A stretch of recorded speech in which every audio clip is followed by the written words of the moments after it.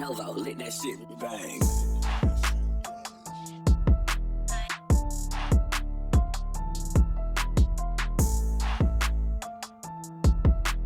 Welcome back, everybody, to Crows of Judgment, and there's going to be an episode 4, potentially, of the Onision documentary. Now, a couple days ago, I was sent this image. I tweeted it out with just ... because the absolute ever-loving fuck. Following YouTube decision to demonetize Onision, Discovery Plus announces a new installment of the True Crime Limited series, Onision in Real Life. Now, the 4th episode of Onision in Real Life will be available to stream exclusively on Discovery Plus in spring of 2021. So this was not planned, but essentially Sarah has decided to come forward, do a one-on-one interview about Onision. Now, that is pretty relevant because Sarah's story was a big focus of the documentary. Sarah probably has the most disturbing relationship with Onision because she went to go live with Onision and Kai when she was a minor, and when she became a legal adult, Onision and Kai had a sexual relationship with her. This was following the two of them, having her sleep in their bed together, cuddling with her, doing weird and creepy shit. Now, I have to say, I saw this tweet by Diorio about this, saying, he supported both Sarah and potentially Billy coming forward. I am, but I don't like the idea of there being an episode 4 of this documentary. The documentary itself was an absolute travesty. It was garbage. It was junk. It was a total joke.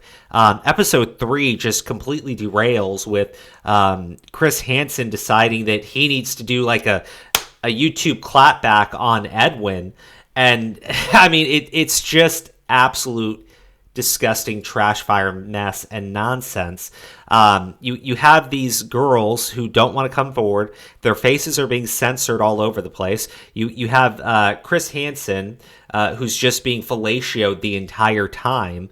And then you have 7 minutes in the final episode completely dedicated to talking about how YouTube needs stricter and harsher enforcement on the platform because there are 500,000 predators online at every single given time, yada, yada, yada. Stuff like that, right? It's clearly meant as a shot against other YouTubers. It's meant as a shot against the platform itself. And it absolutely exploits the stories of a lot of these victims, Sarah being one of them. So I'm supportive of Sarah coming forward because the documentary is basically putting her into a place where she was told that they wouldn't use her story. They went ahead and used it anyways. They had it in 2 different episodes, right? Shiloh, who said, "I'm a sister to these victims, and I won't be coming forward. I stand by the sisters," stabs everybody in the back and runs forward and is literally reading Sarah's story out. So I think it is warranted for Sarah to come forward, give her side of things, but I'm also grossed out and disgusted that there's going to be an episode 4 of this absolute nonsense. Now, one final note. I don't think the criticism is warranted towards Edwin anymore if Sarah is going to go on the 4th installment of the documentary.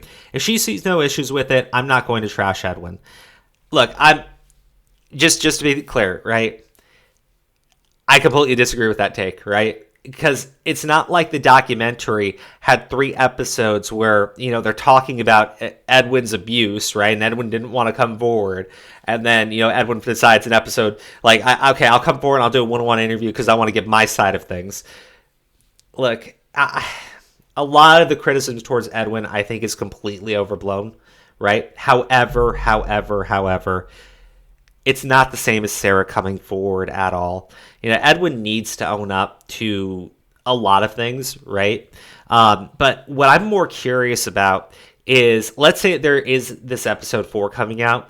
Is Edwin going to be in that episode? Because if he is, at that point, I think you legitimize a lot of the overblown criticism of the guy.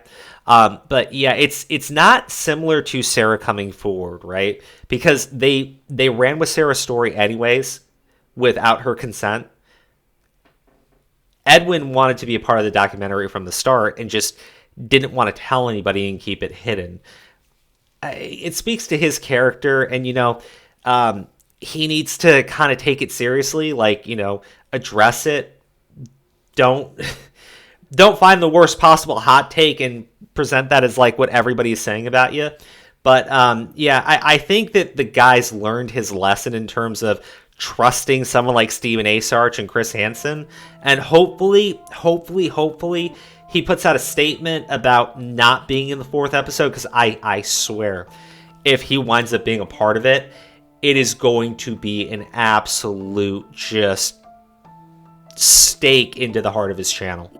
Nova, let that shit bang.